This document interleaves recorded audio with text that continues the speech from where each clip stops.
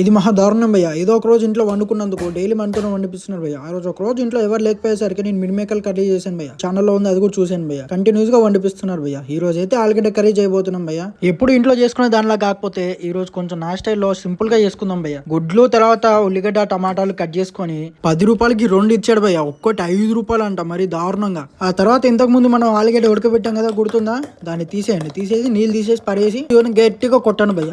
మీకు ఎవరి మీద కోపం ఉందో దాని కోపం అంతా దాని మీద చూపించుకోవచ్చు, నో ఇష్యూ. తర్వాత బండి పెట్టుకొని అందులో ఆయిల్ ఆనియన్స్ వేసుకొని మంచిగా లైట్ గోల్డెన్ ఫ్రై కలర్ లో చేసుకొని పోయారు. ముందు మన ఛానల్ మీరు లైక్ షేర్ సబ్స్క్రైబ్ అయితే చేసుకున్న పోయా. మనకి వ్యూస్ వస్తలేవు, కొంచెం సబ్స్క్రైబ్ అండ్ ఆల్సో అల్లం వెల్లుల్లి పేస్ట్ పసుపు తర్వాత టమాటాలు వేసి బాగా తిప్పండి భయ్య.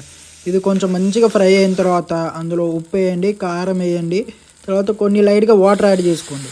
దానిపైన మూత పెట్టేసి ఒక 5 మినిట్స్ అలా వదిలేసారు అనుకోండి లో ఫ్లేమ్లో.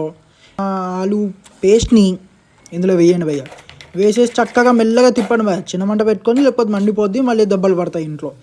తర్వాత దీన్ని మంచిగా ఇట్లా 3 గుడ్లు వేసుకొని కొన్ని వాటర్ పోసుకొని అయిపోయింది భయ్య. మూత పెట్టేసుకొని ఒక 5 మినిట్స్ అలాగే వదిలేసాం అనుకోండి, అయిపోయింది. తర్వాత పుదీనా.